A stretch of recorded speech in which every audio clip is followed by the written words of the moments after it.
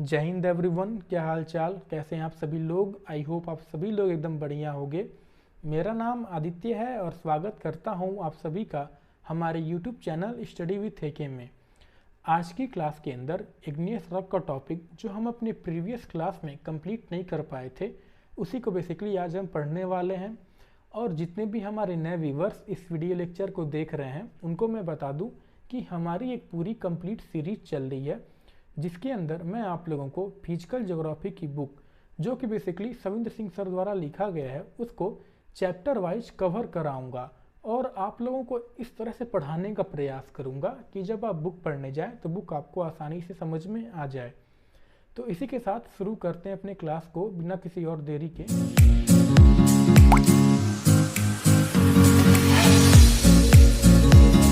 आज के क्लास पे आगे बढ़ने से पहले एक बार हम अपनी प्रीवियस क्लास का रिवीजन कर लेते हैं, जिससे हमें इस क्लास को समझने में थोड़ी आसानी होगी।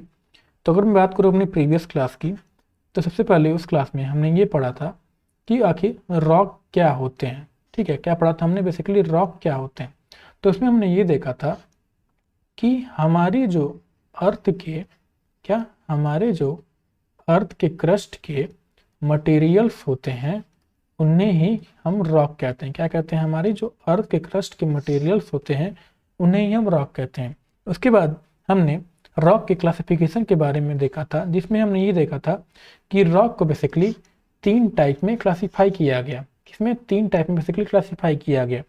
पहले की अगर बात करें, पहला आपका था इग्नियस रॉक। कौन सा था, पहला था हमारा इग्नियस रॉक। दूसरा था बेसिकली सेडिमेंट्री रॉक। क्या था, दूसरा बेसिकली था हमारा सेडिमेंट्री रॉक। और तीसरा था बेसिकली हमारा मेटामॉर्फिक रॉक। क्या था, तीसरा बेसिकली था हमारा मेटामॉर्फिक रॉक। ठीक है, उसके बाद अगर मैं इग्नियस रॉक की बात करूं, तो इग्नियस रॉक बेसिकली हमारे वो रॉक होते हैं जो कि लावा, जो हमारा क्या होता है, लावा या कह सकते हैं मैग्मा।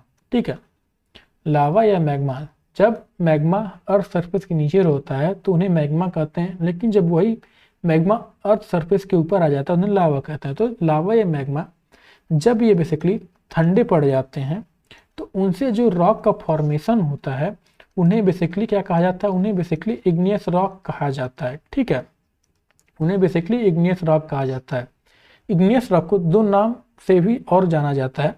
पहला क्या आता है आपका, बेसिकली पहला आता है प्राइमरी रॉक। ठीक है, पहला आता है प्राइमरी रॉक और दूसरा आता है बेसिकली हमारा क्या आता है, दूसरा हमारा आता है पेरेंट रॉक। इन्हें प्राइमरी रॉक इसलिए कहा जाता है क्योंकि ये रॉक हमारे अर्थ के ऊपर सबसे पहले बनने वाली रॉक थी। ठीक है, और पेरेंट रॉक इसलिए कहा जाता है क्योंकि इसी रॉक से हमारी चाहे सेडिमेंट्री की रॉक हो गई, ठीक है, या हमारी बेसिकली कौन सी मेटामॉर्फिक की रॉक हो गई, ये सब रॉक बेसिकली किसी न किसी तरीके से ये बेसिकली इग्नियस रॉक से ही बनी है। इस वजह से इन्हें पेरेंट रॉक भी कहा जाता है। अब हम बात करते हैं कैरेक्टरिस्टिक की। तो कैरेक्टरिस्टिक में हमने कई तरह की चीज़ें देखी थी। पहला हमने देखा था कि इग्नियस रॉक बेसिकली हमारे क्या होते हैं, हार्ड होते हैं।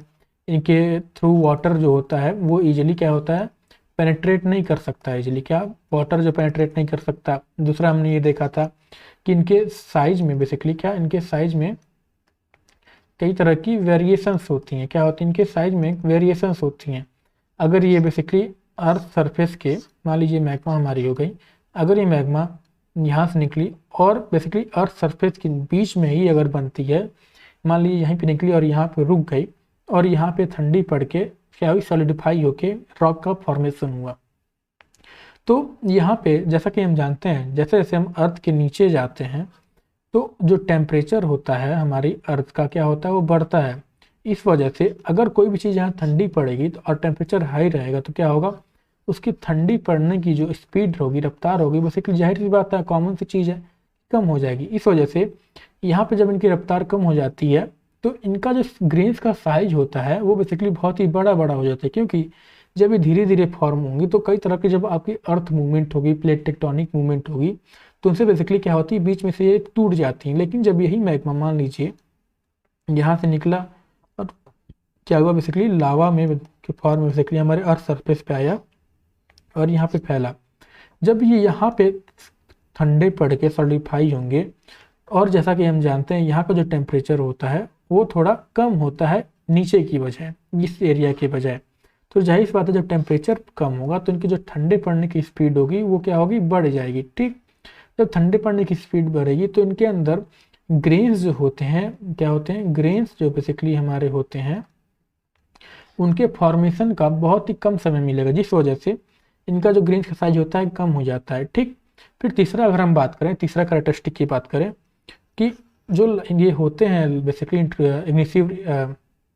इग्नियस रॉक, इनके लेयर्स जो होते हैं, इनके लेयर्स बेसिकली नहीं पाए जाते हैं, क्योंकि जो बेसिकली फॉर्मेशन तो इनका भी लेयर वाइज ही होता है, लेकिन उनको बेसिकली इग्नियस रॉक का लेयर्स ना कह के इन्हें बेसिकली क्या कहा जाता है, लावा का लेयर्स कहा जाता है। ठीक है, फिर चौथा आता है बेसिकली फॉसिल्स की अगर हम बात करें तो इग्नियस रॉक के अंदर कोई भी फॉसिल्स नहीं पाई जाती हैं। फॉसिल क्या हो गया, मान लीजिए कोई हमारा एनिमल हो गया या प्लांट हो गए, उनके मरने के बाद, डिकेइंग होने के बाद जो उनका रिमेन बच जाता है, तो कई बार होता है कि और रॉक के बीच में जम के बेसिकली वहीं पर रिमेन हो जाते हैं, तो उन्हें बेसिकली फॉसिल्स कहा जाता है।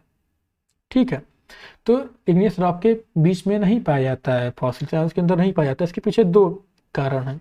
पहला कि जब हमारा इग्नियस रॉक का फॉर्मेशन हुआ था, ऐसा कहा जाता है कि जब हमारा इग्नियस रॉक का फॉर्मेशन हुआ था उस समय हमारी अर्थ के ऊपर कोई भी लाइफ कोई भी लाइफ एग्जिस्ट नहीं करती थी। और दूसरा रीजन है कि मान लीजिए इग्नियस रॉक की अगर कोई फॉसिल उसके ऊपर आ भी जाती है तो क्या होगा, जैसा कि हम जानते हैं हमारी जो लावा हो गई या मैग्मा हो गई, इसकी जो टेम्परेचर होता है बहुत ही ज़्यादा होता है, जिसकी वजह से अगर कोई फॉसिल उनके बीच में आ भी जाएगी तो बेसिकली हाई टेम्परेचर की वजह से क्या होती है, डिस्ट्रॉय हो जाती हैं। ठीक, चौथे की अगर हम बात करें तो चौथा हमारा आता है, माफ करिएगा, पांचवें की अगर हम बात करें, पांचवा बेसिकली आता है कि जैसे जैसे हम नीचे से ऊपर तरफ जाते हैं इग्नियस रॉक में, तो जो नंबर ऑफ जॉइंट्स होता है, क्या होता है, नंबर ऑफ जो ज्वाइंट होता है वो बेसिकली इंक्रीज हो जाता है इग्नियस रॉक के अंदर। छठवां कैरेक्टरिस्टिक आ जाता है बेसिकली, छठवां क्या, मान लीजिए यहीं तक कैरेक्टरिस्टिक को देख लेते हैं, उसके बाद क्योंकि आज क्लास पे भी हमें फोकस करना है। उसके बाद इनकी क्लासिफिकेशन की अगर हम बात करें, इग्नियस रॉक का भी क्लासीफाई किया गया, लेकिन इग्नियस रॉक जैसे कि हमने रॉक का देखा था उनके ऑकरेंस के आधार पर क्लासिफिकेशन किया गया था, वैसे इग्नियस रॉक का इनके 4 चीज़ों के आधार पर इनका क्लासिफिकेशन किया गया। पहला कि सिलिका के अमाउंट के आधार पर इनका क्लासिफिकेशन हम देखते हैं, जिसमें बेसिकली इनके क्या आते हैं, 4 टाइप आ जाते हैं। दूसरा आता है हमारा बेसिकली इनके केमिस्ट्री के आधार पर। ठीक है, केमिस्ट्री हो गई, ठीक है, केमिस्ट्री हो गई या कह सकते हैं केमिस्ट्री और मिनरोलॉजी के आधार पर। ठीक है, मिनरोलॉजी के आधार पर इनका क्लासिफिकेशन किया जाता है, जिसमें बेसिकली इनके 2 टाइप आते हैं। तीसरा हमारा आता है बेसिकली किसके आधार पर, तीसरा आता है हमारा बेसिकली टेक्सचर ऑफ ग्रेन्स के आधार पर। ठीक है, या कह सकते हैं इनके बेसिकली ग्रेन्स के टेक्सचर के आधार पर इनका क्लासिफिकेशन किया जाता है, जिसके अंदर बेसिकली इनके क्या आते हैं, 5 टाइप के इग्नियस रॉक आपके आ जाते हैं। छठवां आता है हमारा बेसिकली मोड ऑफ ऑकरेंस के आधार पर, on the basis of mode of occurrence. ठीक है, तो मोड ऑफ ऑकरेंस के आधार पर इग्नियस रॉक को 2 तरह में क्लासीफाई किया जाता है। इन सबको अगर हम यहीं पे देखना शुरू करते हैं सबका क्लासिफिकेशन तो वीडियो लंबी हो जाएगी, रिवीजन ही हमारा बहुत लंबी हो जाएगा। इसलिए सिर्फ हम मोड ऑफ ऑकरेंस की बात कर लेते हैं, जिससे हमें इस लेक्चर को भी समझने में आसानी होगा। तो मोड ऑफ ऑकरेंस के आधार पर इनको बेसिकली 2 चीज़ में क्लासीफाई किया गया। पहला बेसिकली हमारा आता है इंट्रूसिव, क्या आ गया, इंट्रूसिव इग्नियस रॉक, और दूसरा हमारा आता है एक्सट्रूसिव इग्नियस रॉक। तो इंट्रूसिव इग्नियस रॉक में बेसिकली होता क्या है कि जब हमारी मैग्मा या लावा अर्थ के सरफेस के नीचे फॉर्म हो जाती है, क्या होता है, इंट्रूसिव इग्नियस रॉक में जब हमारी मैग्मा हो गई या कह सकते हैं लावा हो गई, जब ये अर्थ के सरफेस के नीचे फॉर्म होती हैं तो इन्हें बेसिकली इंट्रूसिव इग्नियस रॉक कहा जाता है। लेकिन जब यही मैग्मा या लावा अर्थ के सरफेस के ऊपर आके इनका फॉर्मेशन होता है, लेयर्स का या रॉक का फॉर्मेशन होता है, उन्हें बेसिकली एक्सट्रूसिव इग्नियस रॉक कहते हैं। अब इंट्रूसिव इग्नियस रॉक को 2 तरह में रखा गया। पहला, मान लीजिए हमारी सरफेस हो गई, अगर मैग्मा यहाँ से निकल के बहुत डीप में ही जम जाती है, ठंडी पड़ जाती है, रॉक का फॉर्मेशन हो जाता है, तो उन्हें बेसिकली प्लूटोनिक कहा जाता है। प्लूटोनिक क्या कहा जाता है, प्लूटोनिक इंट्रूसिव इग्नियस रॉक कहा जाता है। लेकिन जब यही मैग्मा यहाँ पर बेसिकली सरफेस के ऊपर नहीं, सरफेस से ठीक नीचे जब इनका रॉक का फॉर्मेशन होता है तो उन्हें बेसिकली हाइपाबिसल इंट्रूसिव इग्नियस रॉक कहा जाता है। ठीक, उसके बाद हाइपाबिसल में हमने देखा था कि कई बार होता क्या है, मैग्मा जब आता है हाइपरबिसल वाले इस एरिया में, कई बार यहाँ पे बीच में कई कई क्रैक जनरेट हुए रहते हैं, प्लेट टेक्टोनिक की वजह से आपके क्रैक जनरेट हुए रहते हैं, ठीक है। कह सकते हैं कई जगह हॉलो स्पेसेज रहते हैं आपके। दूसरा क्या, जब भी हॉलो स्पेसेज में मैग्मा फिल होके भर जाती है तो कई अलग अलग शेप और साइज में क्या होती है, फरती है। तो इनकी शेप और साइज के आधार पर अलग अलग लैंड की फॉर्मेशन होती है। फॉर्मेशन तो इनका बेसिकली अंदर ही होता है, लेकिन इरोजन के कारण जब ये सरफेस पे आ जाते हैं तो इनका लैंड फॉर्मेशन बेसिकली हो जाता है। जैसे कि आपकी बैथलिस हो गए, लेकोलिथ हो गए, पैकोलिथ हो गए। तब हम उसी को बेसिकली अब इस क्लास में सील्स और डाइक के बारे में पढ़ेंगे। ये भी इसी के बेसिकली पार्ट हो जाते हैं आपके इंट्रूसिव इग्नियस रॉक के ही, ठीक है। ये तो बेसिकली हाइपरबिसल वाले के पार्ट ही होते हैं। तो आइए देखते हैं बेसिकली आज के क्लास के ऊपर। तो अगर मैं बात करूं बेसिकली आपका सील का, तो सील जो वर्ड है वो बेसिकली एक एंग्लो सेक्शन वर्ड सील से, साइड से कह सकते हैं डिराइव हुआ, जिसका मतलब बेसिकली होता है लेज। यानी कि अगर सिल्स हम फॉर्मेशन समझने का प्रयास करें तो मान लीजिए होता क्या है कि ये हमारी क्या हुई, कोई यहाँ पे मान लीजिए ये हमारी हो गई अर्थ सरफेस, ठीक है। अर्थ सरफेस का एक पार्ट हो गया। ये पूरी तरह से क्या है, सेडिमेंट्री रॉक से हमारी भरी हुई है। यहाँ पे क्या है, पूरी तरह से आपकी सेडिमेंट्री रॉक से ये पूरी चट्टान बनी हुई है। और यहाँ पे बेसिकली मैग्मा, जब मैग्मा होता क्या है, मैग्मा जब ऊपर आता है और ये मान लीजिए हमारी एक सेडिमेंट्री रॉक हो गई, इस रॉक के बीच में जब मैग्मा और यहाँ पे एक सेडिमेंट्री रॉक हो गई, ठीक है, या लेयर कह सकते हैं, रॉक या लेयर हो गई। जब इनके बीच में मैग्मा हमारा भर के और इन बेडिंग प्लेन के पैरेलल जब फॉर्म हो जाता है तो उन्हें बेसिकली सिल कहा जाता है। यानी कि sills are formed due to injection of and solidification of magmas between the bedding plane of sedimentary rock, ठीक है। ये जैसा मैंने बताया यूजुअली पैरेलल होते हैं बेडिंग प्लेन के, ठीक है। और जब ये बेसिकली सिल्स को भी कई तरह से देखा जाता है। जब ये जो हमारा मैग्मा होता है ये बहुत ही बेसिकली चौड़े लेयर में कह सकते हैं सेडिमेंट्री रॉक के बीच में, लेयर्स के बीच में फॉर्म होता है तो उन्हें सिल्स कहा जाता है। लेकिन जब ये बहुत ही पतले लेयर्स में फॉर्म होते हैं तो उन्हें बेसिकली क्या कहा जाता है, सीड्स कहा जाता है, ठीक है। जैसा कि आप इस इमेज में देख सकते हैं कि यहाँ से हमारा क्या हुआ, सेडिमेंट्री रॉक के बीच में लावा आया, इनके बेसिकली क्या हुआ, ये हमारी एक प्लेन हो गई सेडिमेंट्री रॉक की, ये दूसरी प्लेन हो गई। इनके बीच में बेसिकली जब लावा हमारा भर गया तो इन्हें बेसिकली सिल्स कहा गया, ठीक है। और जब ये सिल जो होते हैं टिल्ट, कई बार होता क्या है कि जब अर्थ मूवमेंट होता है, टेक्टोनिक का मूवमेंट होता है तो ये बेसिकली होती है रॉक बेसिकली हमारी थोड़ी सी टिल्ट हो जाती है। क्या होता है, तो जब when sills are tilted together with sedimentary beds due to earth movement and expose to exogenous denudational process, ये बेसिकली कई तरह की सिग्निफिकेंट लैंडफॉर्म फॉर्म करती हैं। जैसा क्यूस्टा, हॉगबैग हो गया, आपके रिजेज हो गए, उनके बारे में भी आगे पढ़ने वाले हैं। अब हम बात करते हैं बेसिकली डाइक्स की। तो dykes basically represent wall like formation of solidified magma. जैसा कि आप इस इमेज में देख सकते हैं, जब हमारी डाइक किसी बेडिंग सेडिमेंट्री रॉक या कोई भी रॉक के लेयर्स के बेसिकली पैरेलल, जब ये बेसिकली क्या होती हैं, जब पैरेलल ये फॉर्म होती हैं, ठीक है, पैरेलल माफ करेगा, परपेंडिकुलर जब इनके बेसिकली फॉर्म होती हैं, ठीक है, 90 डिग्री पे कह सकते हैं, एक तरह से परपेंडिकुलर जब फॉर्म होती हैं इनके बीच में तो उन्हें बेसिकली डाइक कहा जाता है, ठीक है। यानी कि they are mostly perpendicular to the beds of sedimentary rock.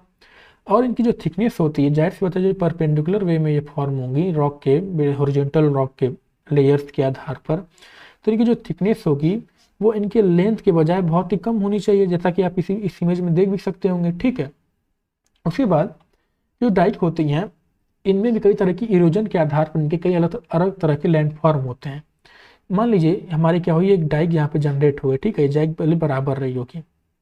तो होता क्या है, कई बार मान लीजिए जो डाइक है हमारी, इसके अंदर रेजिस्टेंस कम है, यानी इसके अंदर इरोजन को रोकने की क्षमता इनके आसपास की रॉक से बहुत ही कम है। तो हुआ क्या, जाहिर सी बात है इनके बीच में ये इरोड कर जाएंगी और जो इनके आसपास के रॉक होंगी वो इरोड नहीं कर पाएंगे क्योंकि उनकी जो क्षमता रहेगी बहुत ही ज़्यादा रहेगी। इस वजह से बेसिकली एक डिप्रेशन फॉर्म हो जाता है हमारे अर्थ सरफेस के बीच में। और होता क्या है, उस डिप्रेशन में जब वाटर हमारे फिल हो जाते हैं तो उन्हें बेसिकली हमारी क्या कहा जाता है, डाइक लेक कहा जाता है, ठीक। दूसरी आती है कि मान लीजिए ये डाइक हमारी है, ये बहुत ही ज़्यादा इसके अंदर क्या हो, इरोजन सहने की क्षमता हो, लेकिन इसके आसपास के जो रॉक हों उनके अंदर इरोजन की सहने की क्षमता ना हो, तो क्या होता है बेसिकली ये डाइक की बेसिकली एक तरह की माउंटेन आपकी फॉर्म हो जाती है, जैसा कि आप इस इमेज में देख सकते हैं। यानी कि if the rocks of dykes are more resistance then the country rock of standing ridges and hills are form because of erosion of the country rock, ठीक। फिर तीसरा आता है कि डाइक और रॉक दोनों हमारे यूनिफॉर्म रेजिस्टेंस के हों, तो बेसिकली दोनों एक यूनिफॉर्म लेयर्स का बेसिकली फॉर्म करते हैं, या कह सकते हैं लैंडफॉर्म जनरेट करते हैं, जैसा कि आप इस इमेज में देख सकते हैं। ठीक है, यहाँ पे इनका भी इरोजन हुआ, इनका भी इरोजन हुआ, इनका भी इरोजन हुआ, और तीनों का स्थानीय की इरोजन क्षमता एक समान थी, तो एक समान बेसिकली प्लेन सरफेस जाहिर तौर पे फॉर्म हो जाता है। ठीक है, अब हम आइए बात करते हैं एक्सट्रूसिव इग्नियस रॉक की।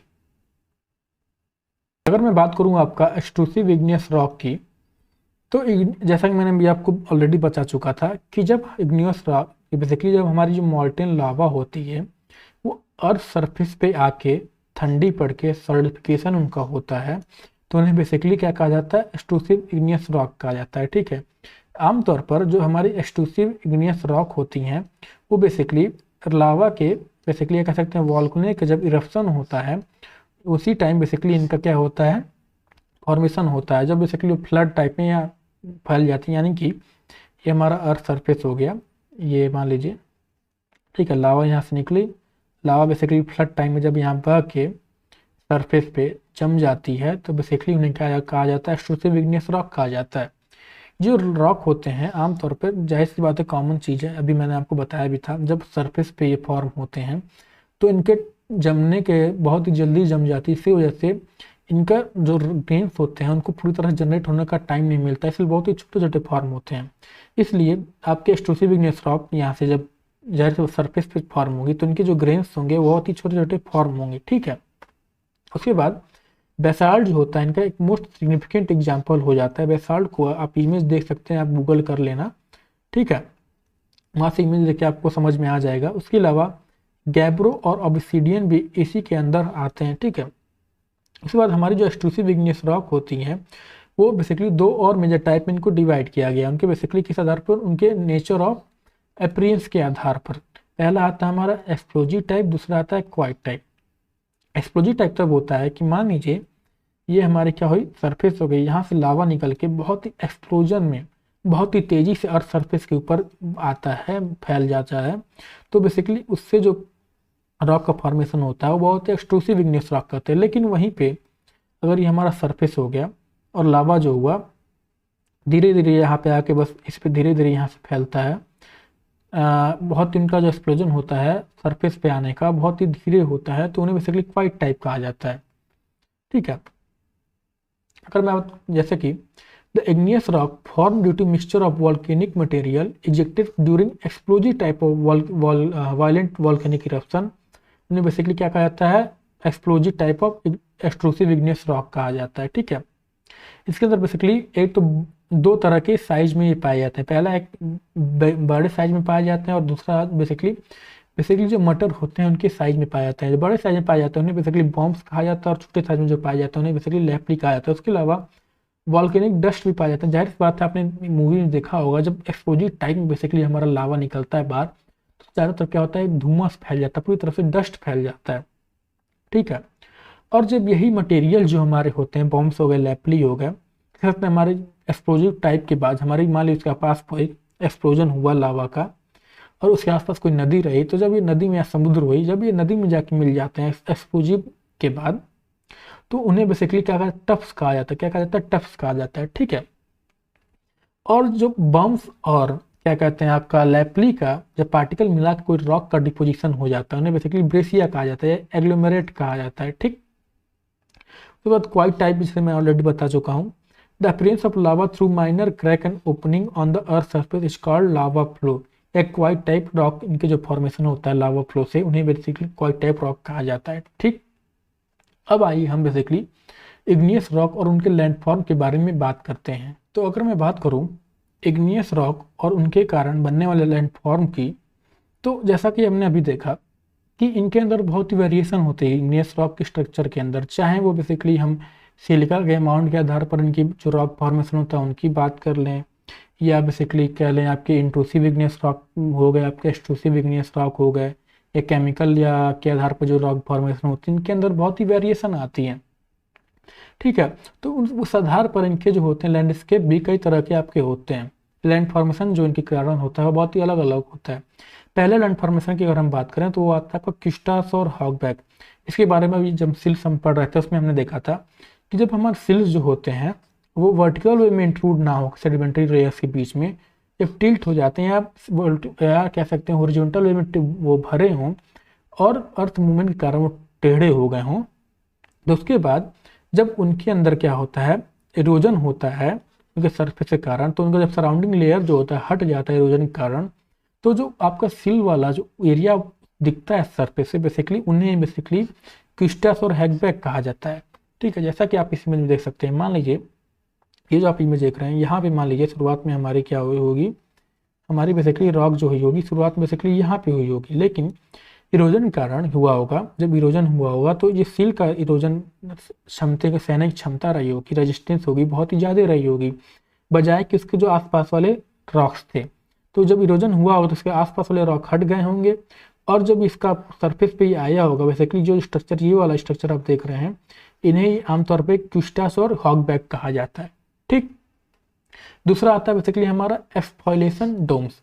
जब ग्रेनाइट रॉक हमारी सब्जेक्टेड टू ओनियन वेदरिंग उनके अंदर होता है या एक्सफॉइलेशन होता है, वो बेसिकली डोम शेप्ड लैंडफॉर्म को बेसिकली क्या कहते हैं, बर्फ देते हैं, जिन्हें बेसिकली हम एक्सफॉल्टेशन डोम्स कहते हैं। ठीक है, इन्हें बस आप जान के रखिए, इसमें बेसिकली हमारे क्विस्टस और हॉगबैक और मेसा जो रिप्यूट ज़्यादा इंपॉर्टेंट हो जाते हैं, ये वाले स्ट्रक्चर ज़्यादा इंपॉर्टेंट है, इसलिए इसके बारे में बुक में भी ज़्यादा गहराई मैंने दे रखा है।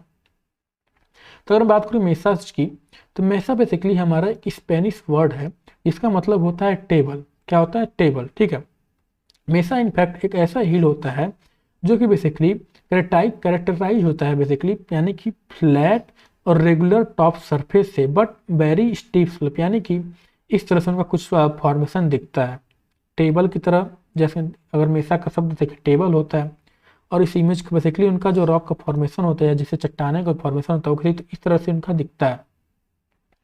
ठीक है, जैसा कि आप इस इमेज में देख सकते हैं ये हमारी बेसिकली मेसा हो गई। ठीक है, इसी तरह समझाने के प्रयास के लिए मान लीजिए ये हमारी क्या हुई, कोई हमारी ये बेसिकली क्या हुई, एक प्लेटियो हो गई। ठीक है, प्लेटियो बेसिकली पूरी इग्नियस रॉक से बनी हुई या लावा से बनी प्लेटियो हो गई। जब ये प्लेटियो हमारी इरोजन के कारण छोटी हो जाती है और इसके आसपास के सरफेस हट जाते हैं तो ये बेसिकली क्या होता है, कुछ इस तरह से मान लीजिए यहाँ से बेसिकली सरफेस हट गई, प्लेटियो जब छोटी और छोटी हो जाती है तो उन्हें बेसिकली मेसाज कहा जाता है। क्या कहा जाता है? उन्हें बेसिकली मेसाज कहा जाता है। लेकिन जब यही मेसाज और इनमें इरोजन होके और छोटी जब मेसाज हो जाती हैं और जब जो छोटी हो जाती हैं तो इन्हें जनरली क्या कहा जाता है, आपका ब्यूट्स कहा जाता है। क्या कहा जाता है? जैसे कि आप इस इमेज में देख सकते हैं कि यहाँ पले जो रही होगी इस तरह से आपकी सरफेस रही होगी। ठीक, या इस तरह से आपकी सरफेस रही होगी, उसके बाद इरोजन के कारण यहाँ की जो सरफेस रही है आपकी हट गई।